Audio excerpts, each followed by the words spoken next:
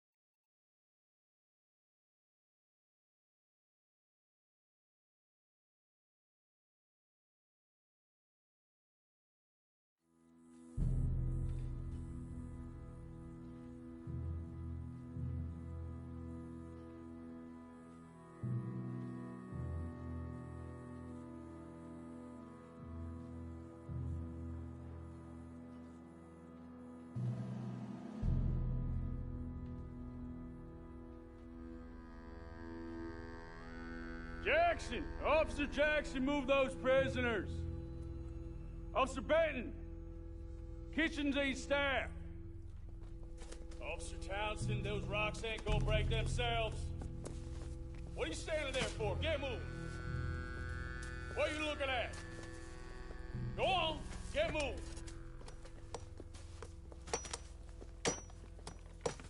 You with the hammer? And you'll do. You need to perform a work detail out near Blackwater. Come on, get in. Open the gate. Come on, Milliken.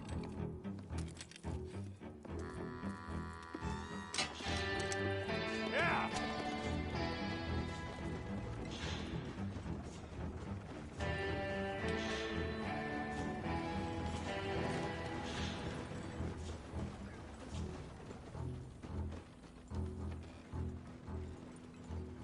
I tell you what, old Jameson is a wretched, sour old bastard, and no mistake.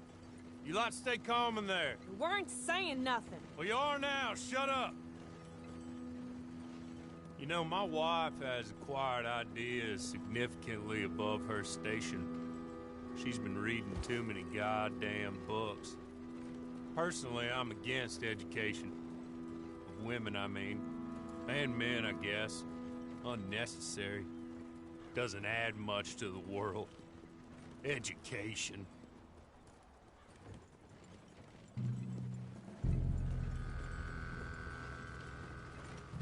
Good day, gentlemen. Oh. Don't do anything stupid. Nobody gets shot. Act like fools, and the pair of you will be dead within a minute. Now, what are your names? Jenkins and Milliken. Well, Mr. Jenkins and Mr. Milliken, throw your guns to the ground and get on down here. That's it. Very glad to meet you. It's not worth being rash.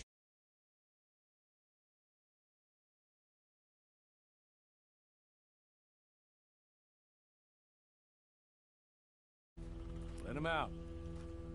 Now, please. Okay. You all run away. Aside from you. Try to stay out of trouble. This is a stroke of good fortune for all of you. Use it. Now, Mr. Jenkins and Mr. Milliken, be so kind as to quickly run away before somebody gets shot entirely unnecessarily. Go on, don't look back. Mr. Wendt, I believe it was $50 we agreed on. It was. Here's 50 each. Each? Yes. Now get out of here, both of you. My employer and I appreciate your professionalism. All we did was stand there and look tough. And you did it fantastically well. Good day, gentlemen. Now, ma'am, how about you pick up these guns and we move out? My mistress is waiting for us.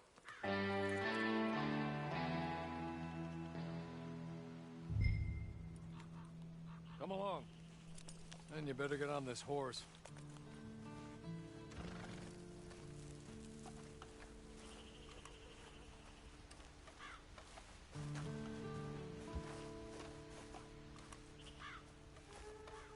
It's not much of an animal, but they haven't got far to ride.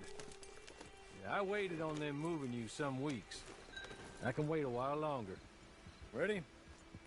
Wonderful. I hope you'll forgive the secrecy. My employer particularly values discretion. My name is Mr. Horley, by the way. 6 months at Sisika Penitentiary, awaiting a hanging for a murder you did not commit. Must have felt a whole lot longer, my friend. You still seem strong, though. I mean, doesn't look like breaking all those rocks has left you entirely broken, in body or in spirit. I hope I am right about that. Rounding you folks up, and those sham trials, they were a disgrace. Made a mockery of the rule of law. I still can't quite believe they got away with it. There's others convicted when you were. Came out breathing fire. Maybe you're like that too. Guess we'll see. Or maybe you just want to put it all behind you, forget you were in there at all. That would be fine, of course, but you will listen to my mistress first. She spent a good sum getting you folks out. You owe her an audience, at least. You've been away for a while, so we'll help you get set up in the world. And if you want to accept our offer, you can. He's just up here. There's the camp. Get your horse.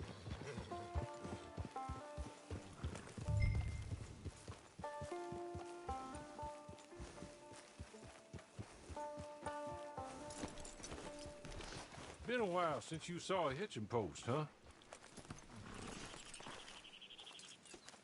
This way. She's anxious to meet you.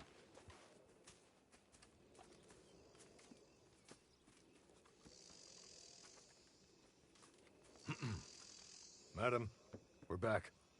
Hello. Jessica Leclerc, how do you do? What did you tell her? Nothing, as we discussed. Thank you, Horley. I do hope we haven't inconvenienced you dreadfully. But seeing as you were due to be hanged in a week, I'm sure you don't object too strongly. I know you're innocent. Well, not perhaps exactly innocent, but not guilty of what you were accused. I know you and those who were with you that died were little more than patsies, and that you were set up by one of 3 men or a woman, possibly by all of them. I can't be sure, but that is all I know so far. And one of these people also made Mrs. Leclerc a widow. And I will avenge my husband's death, so help me God. But I will not avenge it upon them who did not cause it, or caused it unwittingly. Anyway, I'm sure this is all a touch confusing and melodramatic. Where are my manners? Horley, please show our guests to their tent and give them some fresh clothes to put on. Very good, madam. Then serve us both a little refreshment. Certainly, madam. This way. You'll find a change of clothes in there, alongside a few other items you might need, a lasso, a knife, and a lantern, I believe.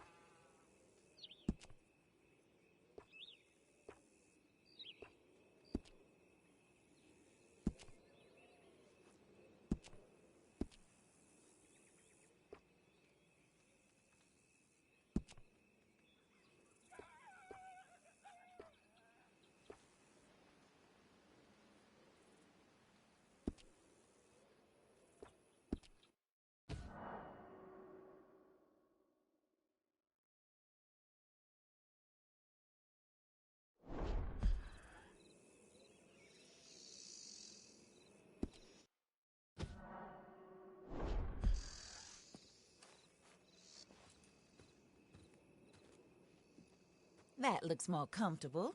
Hawley, Here, madam. your very good health. I suppose it beats dying, Mrs. Leclerc's husband was murdered by one of his business partners. And I intend to find out which one. Or rather, I intend for you to find out.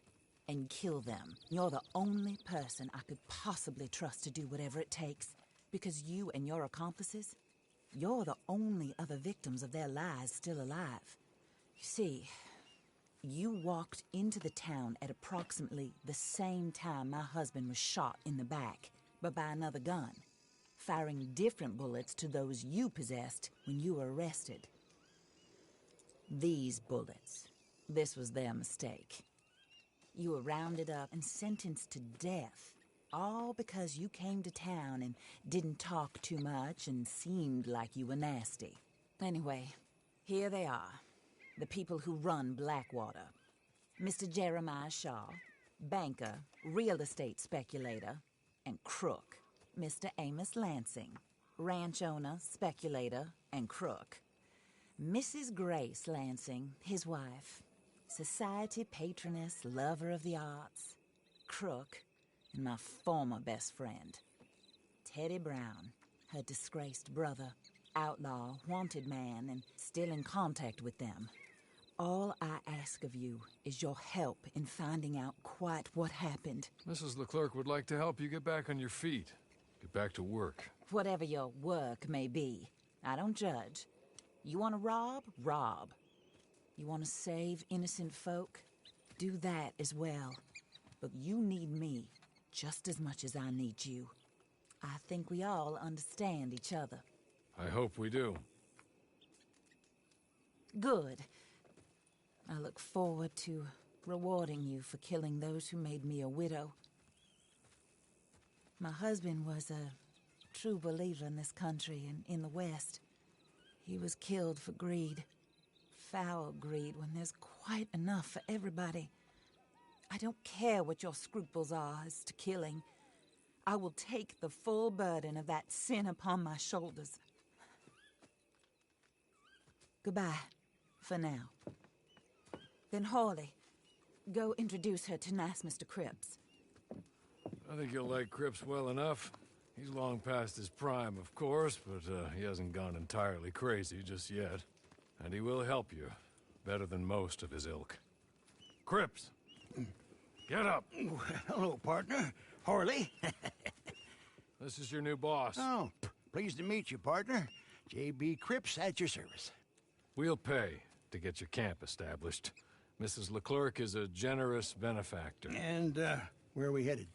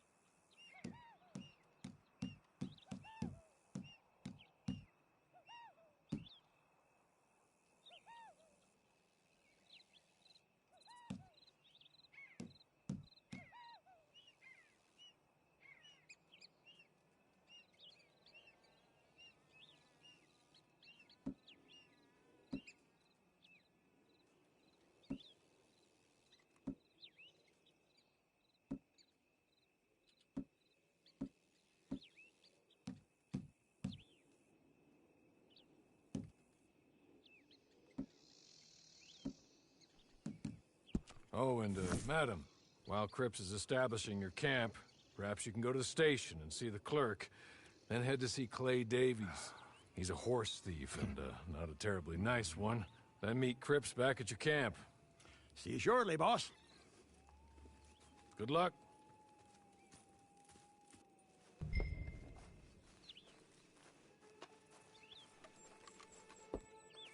sooner you do it, the sooner we'll leave you to your own devices.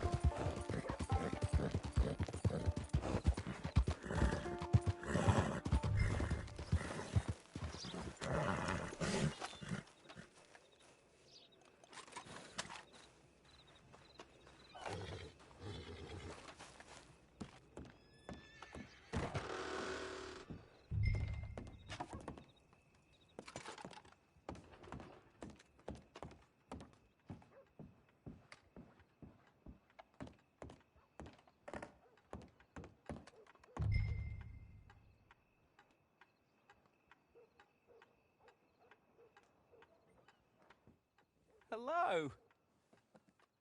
You must be a Horley's friend. He's one of us. He said you are also a discouraged creature. Now, I will be honest. I try not to talk too much to women. Well, let's leave that. Alden, that's me. But Horley insisted you was okay. I'm very discouraged, you see. Anyway, it's a pleasure to make your acquaintance. Sort of. I find your reticence charming. Real charming. I heard you might want to earn a little extra money. Well, some gentlemen have been robbing our stages, and they are not part of the club, if you catch my meaning. If you can make them go away, I'm sure they will have something of interest to you. They're up in tall trees. See what you can do, okay? Here, by the way, a catalog. The latest issue. Just came into this armpit from a land more civilized. And if things work out, well, my colleagues and I move around these stations as needed. And all of us are very discouraged. We will all help you with pertinent information, even if you are a lady. Good afternoon, ma'am.